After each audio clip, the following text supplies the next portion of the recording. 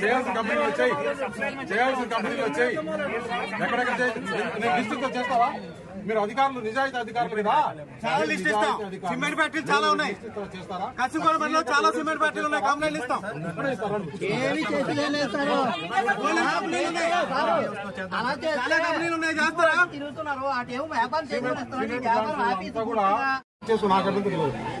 నేనేం కాదు ఇచ్చేయలేదు. నువ్వు ఇట్లా మాట్లాడుతున్నావు. చేయం సార్, ఇంకా మీరు వచ్చిన తర్వాత అవన్నీ చేయము. ఎవిడెన్స్ మీరు తీసుకెళ్ళిపోయినారు, కేసు నేను తీసుకోలేదు, నువ్వు డబ్బులు తీసుకుపోయినావు. మీరు ప్రాక్టికల్ గా చాలా ప్రాక్టికల్ గా మాట్లాడుతున్నారు. ప్రాక్టికల్ గా మాట్లాడేది నేను పెద్ద జ్యువెలరీ షాపా? ఒక్క నిమిషం ఉండు. ఒక జ్యువెలరీ షాపా లేకుంటే ఏదైనా పెద్ద బిజినెస్? ఒక విలేజ్ లో టైల్ షాప్ అని పట్టుకొని మీరు ఒక్క నిమిషం నీకు ఫోన్ చూపిస్తే వింటావా? ధర్మశ్రీ 3 రోజుల కిందట ఫోన్ చేసి నువ్వు తెలుగుదేశంలో మద్దతు ఇస్తున్నావు. ధర్మశ్రీ గారు మీరు ఇప్పుడు వచ్చిన తర్వాత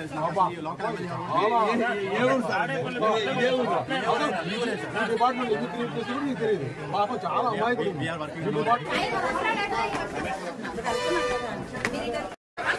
సభ్యులన్నిటికీ సీఎం గారే వాండరు, దానికి లెక్కల పక్కల చేయగలుగుతున్నారు. జగన్మోహన్ రెడ్డి గారు కదా వాండరు.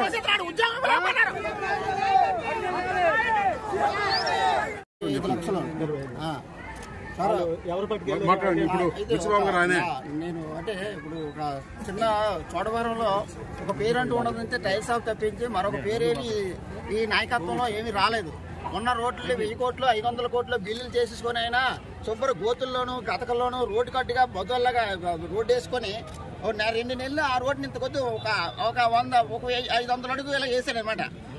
ఒక 100 బిల్లు ఒక 20 బిల్లులు చేసుకొని ఉంటాడు ఆయన. 100 కోట్లు 1000 కోట్లు.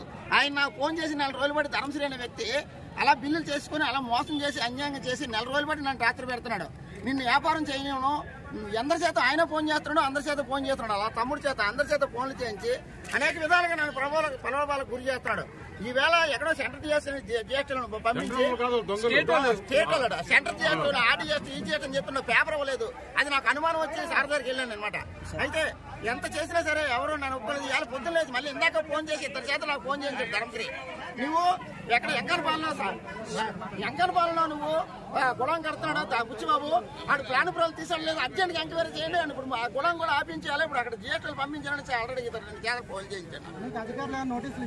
నోటీస్ కానీ ఏమి ఇవ్వలేదు, ఒక పేపర్ ఇవ్వలేదు. జిఎస్టీలను పేరు చెప్పేసి ఎంటర్ అయిపోయి మమ్మల్ని పొద్దు నుంచి చాలా పస్తుల్ని పెట్టి ఇబ్బంది పెట్టి లోన్లు ఆపేసి జనాలందరినీ కింద పంపి సీసీ కెమెరాలు ఆపేసి ఏమి కూడా మాకు అవకాశం లేకుండా మాట్లాడకుండా ఎవరితో మాట్లాడకుండా ఫోన్లన్నీ లాయించుకొని అనాగరికంగా ఇన్నాళ్ళు మూర్ఖత్వం వెళ్ళడానికి వెళ్తున్నారు. ఒక రౌడీలు వెళ్ళట్టుగా ఒక ఆఫీసులు వెళ్తున్నారు. ఇంతవరకు డబ్బులు కనపడ తీసుకొని ఏం చేశారు? ఇప్పుడు ఎక్కడ డబ్బులు లేవు. అయినాక ఏ నోటీస్ లేకుండా ఏ ముందస్తు సమాచారం లేకుండా జిఎస్టీ అంట. అసలు ఈ revenue intelligence, state revenue intelligence అనే ఒక వీళ్ళు క్రియేట్ చేసుకొని ఈ ఎన్నికల్లో 2024 ఎన్నికల కోసం ఎవరైతే ఈ కూటమికి మద్దతుగా వ్యాపారస్తులు ఉంటారో వారిని బెదిరించే దానికోసం అని చెప్పేసి ఈ స్టేట్ రెవెన్యూ ఇంటెలిజెన్స్ అని అధికార దుర్వినియోగం. నిజంగా వీరికి దమ్ము ధైర్యం ఉంటే ఆంధ్రప్రదేశ్లో ఈరోజు ఇసుకకు ఎవరు జీఎస్టీ కట్టట్లా, లిక్కర్ విపరీతంగా దోచుకుంటున్నారు, నెంబర్ 2లో జరుపుతున్నారు, దానికి జీఎస్టీ లేదు, ఎక్కడ ట్యాక్స్ లేదు. అలాగే ఏదైతే మైనింగ్ క్వారీలు ఏది విపరీతంగా చేస్తున్నారు, అనాథరైజ్డ్ లేఅవుట్లు చేసి విపరీతంగా నెంబర్ 2లో చేస్తున్నారు. రాష్ట్రంలో ఒక దోపిడీ జరుగుతుంటే అక్కడ పోకుండా ఈ బుచ్చిబాబు ట్రేడర్స్ చోడవరంలో ట్యాక్స్ ఎగరగొట్టినట్టు ట్యాక్స్ నిజంగా ఒకవేళ ఏదైనా అవకతవకలు ఉంటే ఆయనకి నోటీస్ ఇచ్చి మీరు రికార్డ్స్ తీసుకురండి చేయిస్తామని చెప్తే పర్వాలా. ఈ మాదిరి ఈ స్టేట్ రెవెన్యూ ఇంటెలిజెన్స్ అని వారిపైన ఎలక్షన్ కమిషన్కు మేము కంప్లైంట్ చేస్తాము. ఈ డిపార్ట్మెంట్నే ఎలక్షన్ల వరకు ఎక్కడ ఈ మాదిరి కక్ష సాధింపు చర్యలు లేకుండా చేస్తామని చెప్పేసి ఇలాంటి కార్యకర్తలకు ఎక్కడైనా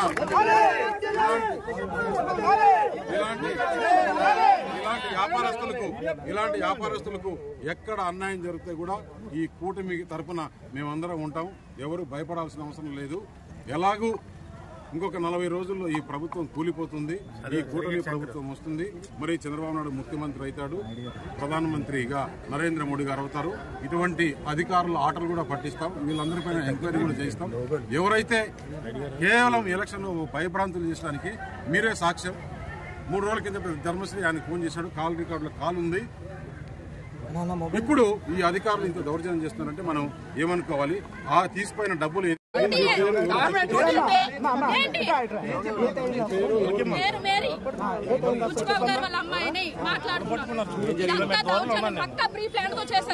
ఇదంతా అన్యాయం, మోసం.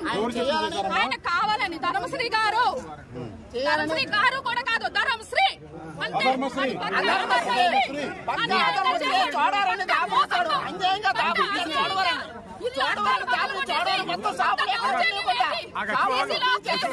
ఏంటి అంత ధైర్యం ఏంటి? చెప్పు తీసుకుంటాను, నేను చచ్చలే చెప్పు తీసుకుంటాను. నా ముందుకు వచ్చి నిలబడమను.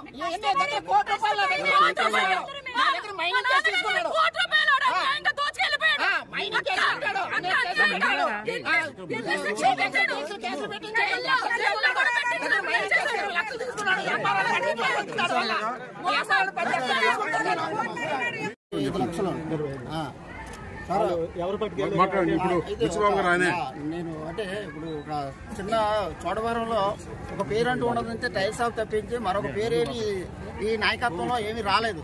ఉన్న రోడ్లు 1000 కోట్లు 500 కోట్లు బిల్లులు చేసేసుకొని అయినా శుభ్ర గోతుల్లోనూ గతకల్లోనూ రోడ్డు కట్టుగా బొద్దల్లాగా రోడ్డు వేసుకొని 2 నెలలు ఆ రోడ్డుని ఇంత కొద్ది ఒక 500 అడుగు ఇలా వేసాడు అనమాట. ఒక 100 బిల్లు ఒక 20 బిల్లులు చేసుకొని ఉంటాడు ఆయన. 100 కోట్లు 1000 కోట్లు. ఆయన నాకు ఫోన్ చేసి 4 రోజులు పడి ధర్మశ్రీ అనే వ్యక్తి అలా బిల్లులు చేసుకుని అలా మోసం చేసి అన్యాయంగా చేసి 4 రోజులు పడి నన్ను రాత్రి పెడతాను. సమస్య లేని ఇల్లు ఉండదు, పరిష్కారం లేని సమస్య ఉండదు. బంధాలు గొప్పవి, బాధలు చిన్నవి. మీ సమస్యని మేము పరిష్కరిస్తాం. రండి మాట్లాడుకుందాం.